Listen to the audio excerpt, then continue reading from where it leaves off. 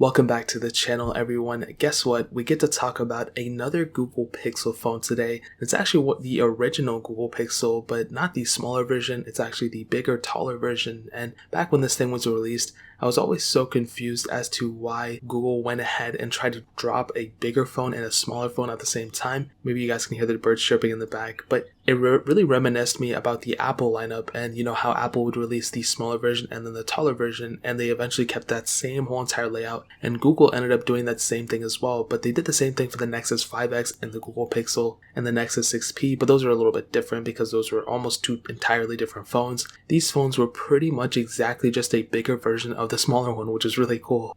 So the Google Pixel XL actually came out in 2016 in October, so it's almost about 4 years old this year, which is pretty insane. Now looking at it, this is probably one of its biggest downsides. It really doesn't look like a really premium phone that much anymore. It definitely still feels and has a little bit of premiumness to it, but it just doesn't look that good if I'm being completely honest. It really does look like those older like iPhone 6 Pluses and things, and they really didn't even change the design too much between the Pixel smaller ones, the Pixel 2 and Pixel 3. Those ones still had quite a bit of bezel on them, but then eventually with the Pixel 2 XL, that one in my opinion was probably the best looking XL version they ever made, including probably even the Pixel 4 XL. It's more or less the same, but that Pixel 2 XL, they did such a phenomenal job at it. On the front of the Pixel XL though, we have a 5.5-inch AMOLED display. It is 1440p by 2560, so it's a 1440p display, thank God, with 534 pixels per inch, and the screen itself is actually a very good panel. It's one of its biggest assets for sure. However, it's basically everything that's surrounding the display just isn't really that good. When I saw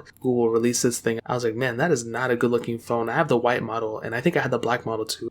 But I just don't know what they were thinking. If there was some use to it, if they had a fingerprint sensor there or a home button or like something, then it would make sense. But they just had like just huge bezels on it. It literally looked like a Nexus 4. The Nexus 6P looked really good. I don't know why they couldn't do this, but that pretty much covers it up in terms of the front. You have USB Type-C on this phone, which is really awesome, as well as a headphone jack, which is really cool. So you have both of those capabilities on one phone, which is awesome. On the back, a fingerprint sensor with a little bit of a glass back. I think that's like the best way I can put it. And the single camera setup up top, which I'll talk about in a second. There's no wireless charging on this phone, no expandable storage.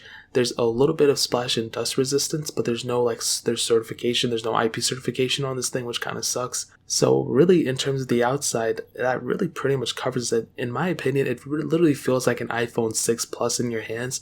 It literally feels like that exact type of design, except you do have a little bit of glass on the back, which makes it feel a little bit more premium, which is really cool. But in terms of the outside, that really pretty much covers it. There's really not too much else going on for this phone. It's very minimal at its core. Now moving on to the software, this is probably its biggest asset for sure. It started off with Android 7.1 Nougat. We are able to upgrade it though to Android 10.0, which is Android Q, which is the latest and greatest version of Android that is being supported right now. So this thing has all those cool little features of Android 10, and I've made so many videos talking about Android 10, and it's really one of the better versions of software for sure. It has a lot of cool little like tricks and little things like that all over the UI. I think it was a pretty big upgrade coming from Android Pie 2, and the fact that this 2016 phone supports it is awesome. We have phones like the Galaxy S8 and like way other phones like that too that do not support Android 10, which is crazy, but this phone does support it, which is really, really cool. However, what I will say though, and this is some sad news, I don't think it's going to get Android 11 because this is the last phone in that lineup that's getting an Android version. I'm pretty sure Google is going to cut support for this phone sooner than later.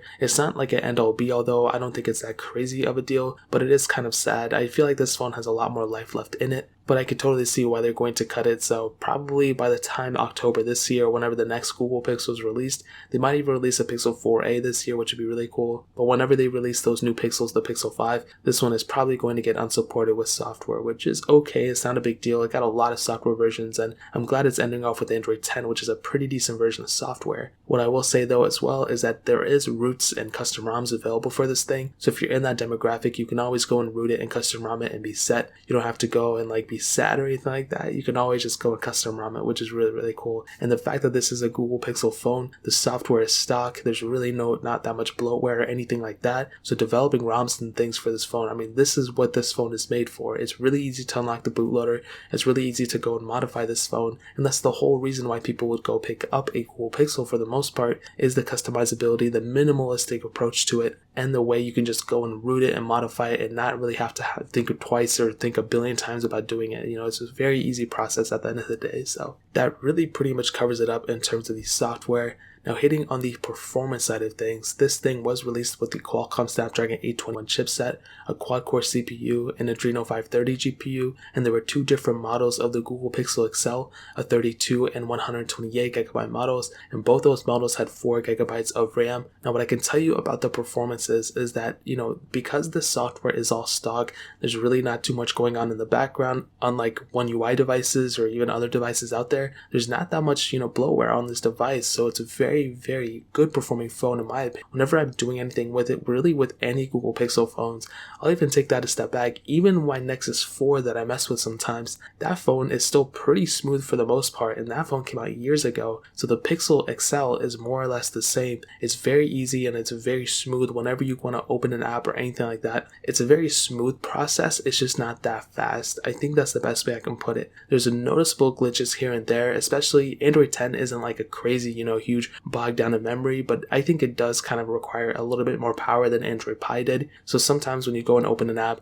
it might take like an extra second, not even a second, but it will take a noticeable amount longer than you might expect from the newest devices. But if you're going day by day, I don't think you're going to notice that big of a difference in the performance standpoint. I think whatever you're going to do with it is probably going to be fine for the most part. If I was using the Google Pixel XL, I think I'd be perfectly fine. I use an iPhone 11 Pro right now, and my use case is very minimal. I use my phone a lot, but I don't use it for things that like require the most amount of RAM or anything like that. Like I use like Snapchat, Instagram, and Twitter. That's really pretty much what I use. And I feel like I could do that exact same process on the Pixel XL and really not complain about it. It's very smooth. It's pretty fast, I would say. It's not the fastest thing in the world. When you kind of run up to those like bigger intensive games like Road Racing 3 and things like that, those things definitely do bog down the memory and take up a lot of power for sure. But it's not an end all be all. It's not really that big of a deal. So I think if you're getting this phone in terms of the performance standpoint, I think it's definitely going to be a pro. I don't think it's going to be the best performing phone. I don't think it's a really good performing phone. I think it's definitely above average for a phone that came out in 2016. So I'll definitely give it a thumbs up in my books for performance.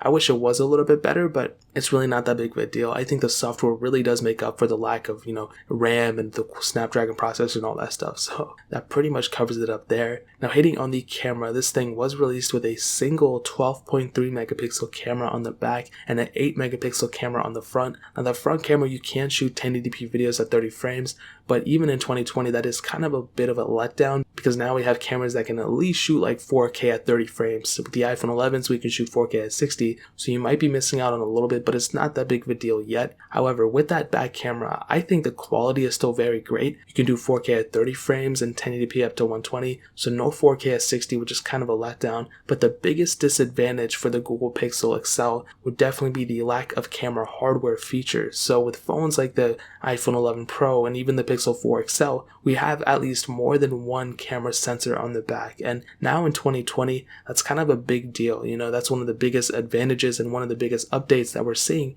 are the addition of more cameras. And with the Pixel XL, we only have one. Actually, for most of the Pixel line, we only have one camera. But for this phone specifically, we only have one camera, and that's something that you cannot get with a software update. You cannot go and like get a software update and get an increased camera, telephoto lens, or anything like that. So it's kind of sad, but it is what it is.